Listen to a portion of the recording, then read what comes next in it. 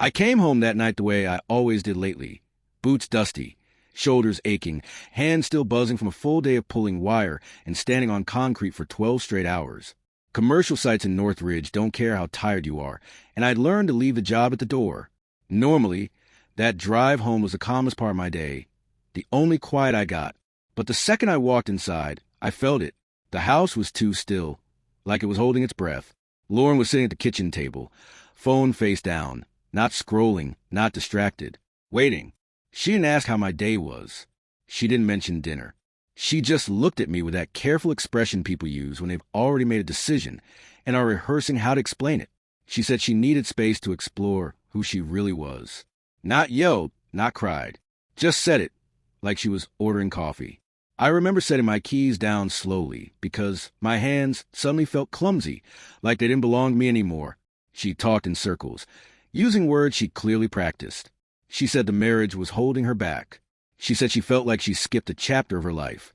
She mentioned her single friends, how free they were, how alive they seemed, how they could just pick up and go whenever they wanted. She said she never really got to live on her own terms, never got to be just Lauren without being someone's wife. Every sentence landed exactly where I expected it to, because I'd already been living with the warning sign for weeks. The late nights that didn't line up with her work schedule. The phone that never left her hand but somehow never had notifications when I walked by. The wedding ring that kept getting forgotten on the bathroom counter. The way she started talking about apartments casually, like it was just an interesting thought experiment. I didn't interrupt her. I didn't raise my voice. I just listened because there was nothing left to argue against. You can't convince someone to stay when they're already halfway gone. What hit the hardest wasn't anger, it was clarity. The calm in her voice told me she wasn't confused, just done. She wanted options, not a conversation. She wanted the safety of me still being there emotionally while she figured out if there was something better waiting. Sitting there, exhausted down to my bones, I realized how unfairly quiet my own needs had been for a long time. I worked myself into the ground to build stability, to build a future, and somehow that stability had become the cage she needed to escape. When she finished talking, she looked at me like she was expecting reassurance, like I'd tell her I understood and would wait patiently while she found herself. Instead, all I felt was this heavy, hollow certainty settling in my chest. The marriage wasn't holding her back. Commitment was. And once someone starts resenting that, it doesn't come back. That conversation didn't explode my life in one dramatic moment. It did something worse. It quietly confirmed that I'd already lost her, and that whatever came next would be about learning how to stand on my own again, whether I was ready or not. I didn't argue with her, and I didn't try to convince her to stay, because while she was talking I realized she wasn't asking a question or opening a discussion. She was announcing a decision she'd already emotionally finished.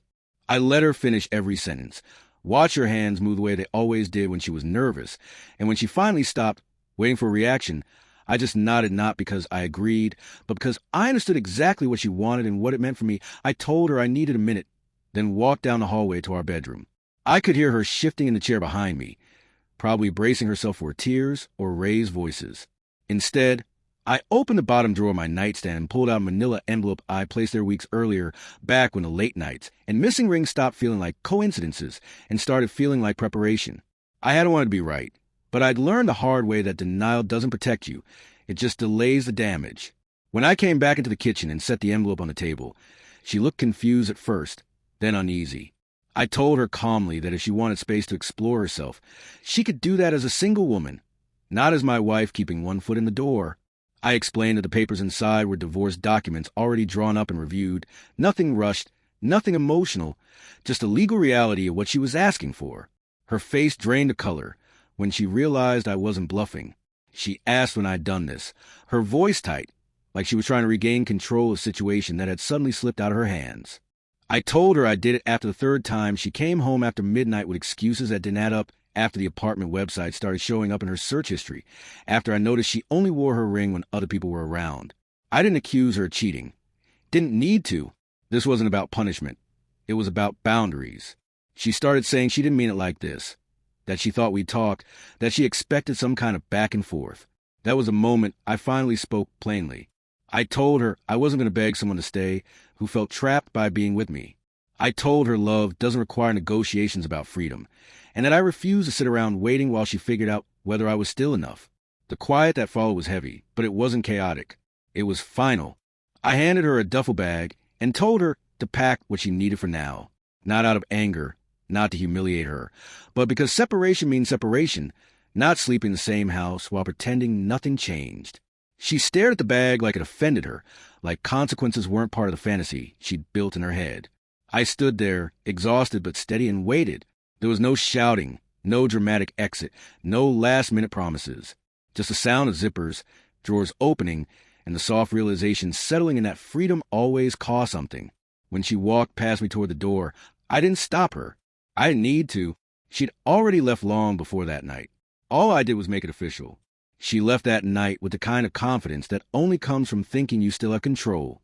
She didn't slam the door or cry in the driveway. She just walked out carrying the duffel bag like she was stepping into a temporary inconvenience. Not the end of marriage.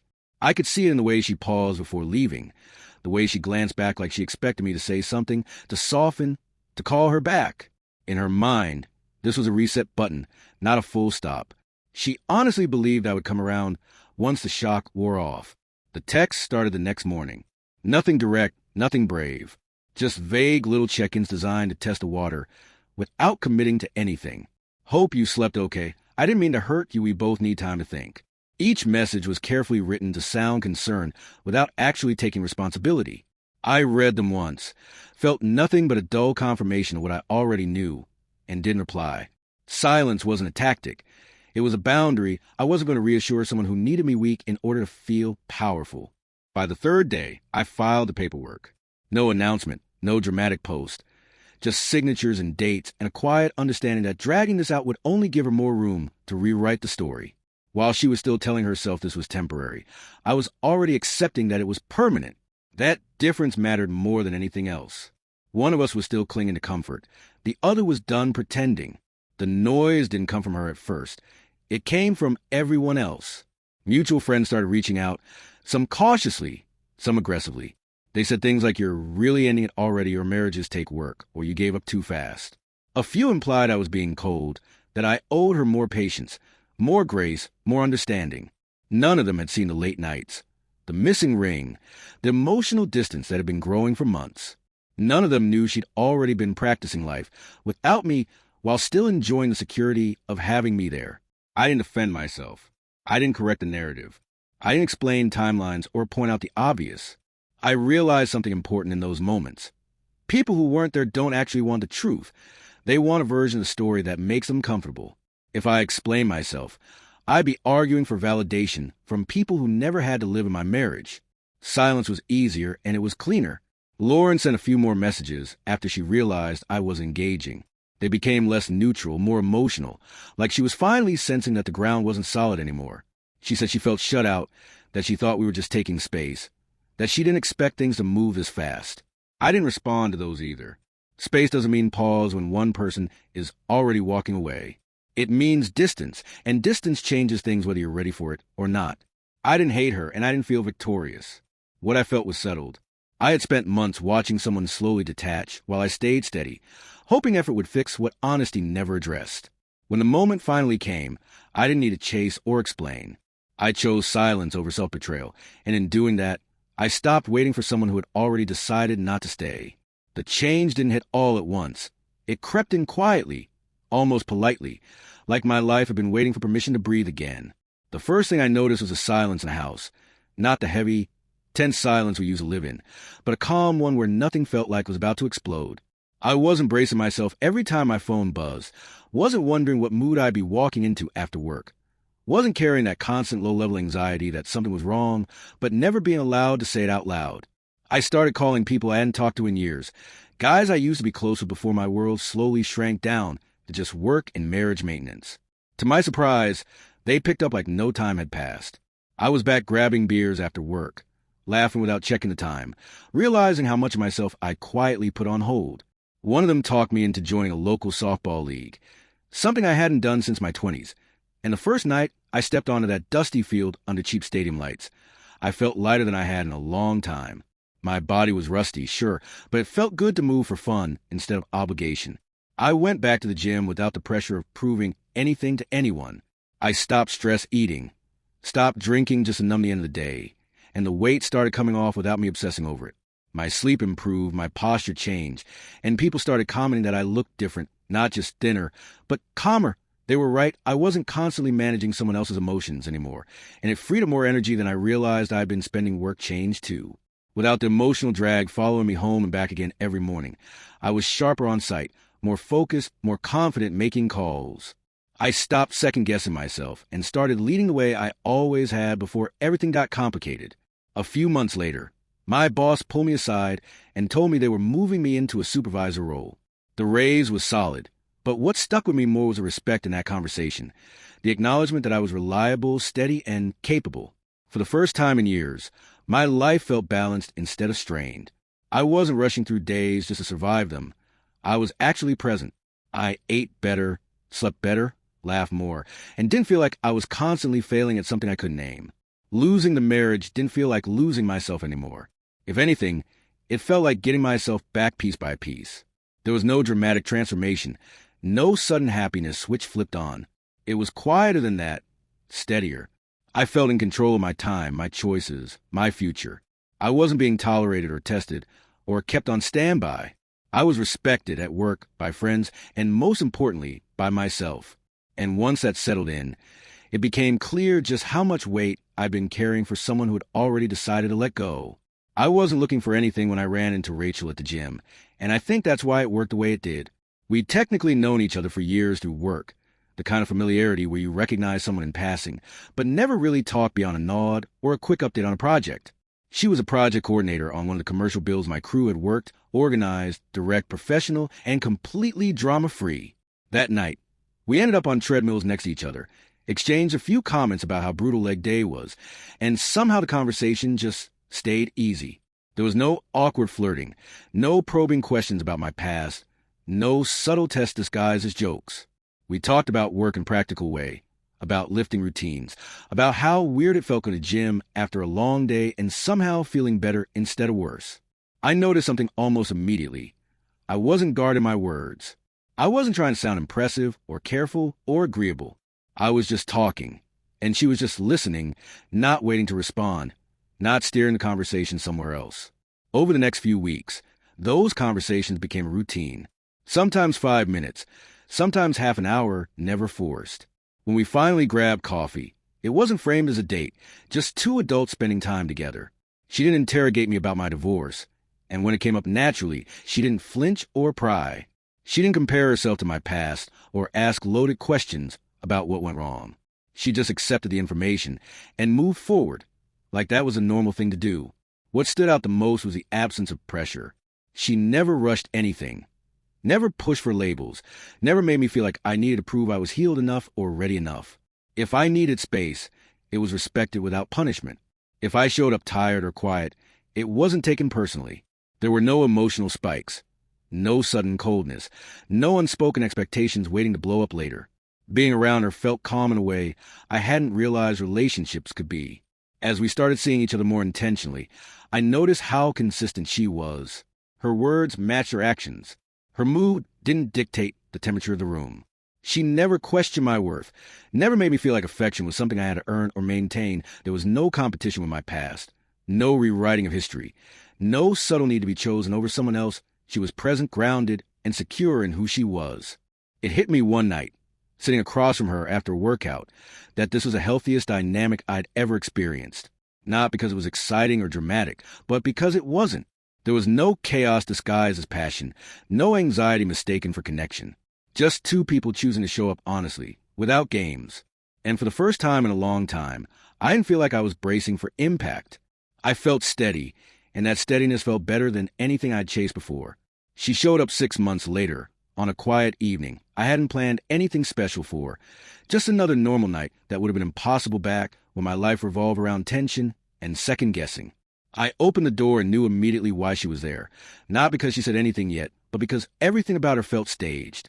New hair, new clothes, a softer expression she hadn't worn in years. Like she practiced in the mirror until it looked convincing enough to pass for sincerity. She didn't apologize right away. She talked first, like she needed to ease herself into the moment. She said she'd been doing a lot of thinking. She said space had given her clarity. She said she'd dated, tried new things, met new people, and realized none of it felt right. Eventually, the words came out cleanly enough. She'd made a mistake, and she was ready to commit now. She said it like it was a gift, like timing was the only thing that had ever been wrong between us. I listened without interrupting, the same way I had that night in the kitchen months earlier. The difference was that this time there was no weight in my chest, no urge to defend myself or explain how deeply her choices had landed. I wasn't angry. I wasn't tempted. I was just aware of how far away she suddenly felt, like someone telling a story from a life I used to recognize but no longer lived in. She talked about how dating wasn't what she expected, how freedom felt hollow after a while, how people wanted her attention but not her effort, how being single wasn't empowering once the novelty wore off. She said she missed the stability, the way I showed up, the way I made things feel safe. It was strange hearing her finally describe the value of things she dismissed when she had them. When she finished, she looked at me the same way she had when she left, waiting for my reaction, waiting for me to confirm that I'd been holding my breath this whole time. Instead, I told her the truth, calmly and without cruelty. I told her I'd already moved on, not because I wanted to punish her or prove a point, but because when she told me I wasn't enough of the life she wanted, I believed her. I took her at her word and rebuilt my life around that reality. I told her that wanting me back now didn't change what had already been revealed, that commitment after comparison isn't commitment at all, it's settling. I told her I wasn't interested in being the safe option. She returned to once everything else disappointed her. Her face changed then, the rehearsed confidence cracking just enough to show she hadn't expected this outcome. She tried one last time, saying people grow, that timing matters, that we could start fresh. I shook my head and told her some things don't reset just because regret shows up late. I wasn't bitter and I wasn't proud. I was simply done. The version of me who would have waited was gone, replaced by someone who understood that love doesn't require convincing someone to choose you. When she finally left, there was no relief or sadness, just a quiet certainty that I'd made the right choice. She had asked for freedom, and I had given it to her completely. In the process, I found something better than closure. I found peace. She didn't take the no the way a stable person does. At first, it was subtle enough that I almost tried to excuse it. I'd walk into gym and feel that prickle on the back of my neck, then turn and see her across the room pretending to stretch, pretending it was coincidence. A few days later, she was suddenly at the bar I only went to on Fridays, sitting where she could see the door, smiling like we were sharing some private joke. Then she started showing up near my job site, always with some flimsy excuse about being in the area. Each time she acted surprised. Each time she tried to pull me aside and talk, and each time I told her the same thing. This was over, and she needed to leave me alone. When that didn't work, the messages started. Not from her name, not at first. New accounts, empty profiles, vague usernames that sent long emotional paragraphs about fate, regret, and second chances. When I blocked those, more appeared. Some were aimed at me, some at Rachel, trying to plant doubt, trying to rewrite history, trying to frame herself as the misunderstood one who was abandoned. That was the moment I stopped minimizing it. This wasn't heartbreak. It was fixation. I started documenting everything. Dates, times, screenshots, witness names. I didn't engage, didn't respond, didn't threaten. I just collected facts. When I finally went to file for a restraining order, the officer didn't look surprised. He looked tired, like he'd seen this pattern too many times before. The order was granted quickly, and for a brief moment, I thought that would be the end of it. It wasn't. She violated it almost immediately, showing up again at the gym, then driving past my house, then sending another message from a new account that referenced things she could only know if she'd been watching. Each violation was logged. Each one tightened the situation around her, whether she realized it or not. When the arrest finally happened, it wasn't dramatic, just quiet and procedural. Consequences catching up. The last time I saw her was at a public barbecue hosted by mutual friends, one I hadn't realized she'd be at until it was too late. She tried to control the narrative before I even spoke, crying loudly, telling anyone who would listen that she'd been discarded, that I was cruel, that she just loved too much. People were looking at me, waiting. I didn't raise my voice. I didn't insult her. I just calmly corrected the story, piece by piece, explaining that she asked for freedom, took it, came back when it didn't work out, and then refused to accept no. I mentioned the fake accounts, the restraining order, the violations, the arrest, all without emotion. The shift in the crowd was immediate. Sympathy drained from her face as understanding settled in theirs. She left shortly after, no audience left to perform for. I stayed, not triumphant, not shaken, just grounded. I hadn't exposed her out of spite. I'd simply told the truth. And that was enough. Months passed, and with them came a kind of quiet I never thought I'd earn. Not the fragile calm that waits to be disrupted, but the steady kind that settles in once you stop fighting reality. I was deep into building a life that felt intentional. When Lauren's parents reached out, they didn't come angry or defensive. They came careful, almost rehearsed, asking if I'd reconsider, saying she wasn't doing well, saying she learned her lesson, saying family deserves second chances. I listened the same way I always had, calmly, respectfully, without letting the words pull me backward. I told them no, not sharply, not emotionally, just clearly. I explained that I didn't hate their daughter, and I wasn't trying to punish her, but that the chapter was closed. I said I'd already rebuilt my life on honesty and peace, and reopening that door would mean betraying everything I'd worked to protect. They didn't argue after that. I think they finally heard a finality in my voice, the difference between anger and certainty. By then, Rachel and I were engaged. Not rushed, not dramatic, just two people who chose each other every day without hesitation or games. Our life together was simple in the best way. Mornings without tension, evenings without emotional landmines. Plans made because we wanted the same future, not because we were afraid of being alone. I didn't feel like I had to prove my value or earn affection. I was chosen, fully and without conditions. The last time I saw Lauren was completely unplanned. We crossed paths in public, brief and unremarkable, the kind of moment that would have once sent my heart racing. Instead, there was nothing. No anger, no sadness, no urge to speak. We looked at each other the way strangers do when they recognize a face, but don't share life anymore. Then we kept walking. That was when it really hit me that closure isn't always a conversation or an apology. Sometimes it's indifference earned through growth. Some doors don't close with noise. They close quietly, and staying closed is what makes room for something better. I didn't lose a marriage. I gained a life where love didn't feel conditional, where peace wasn't temporary, and where being chosen didn't require sacrifice of self. And once you experience that, you don't go back.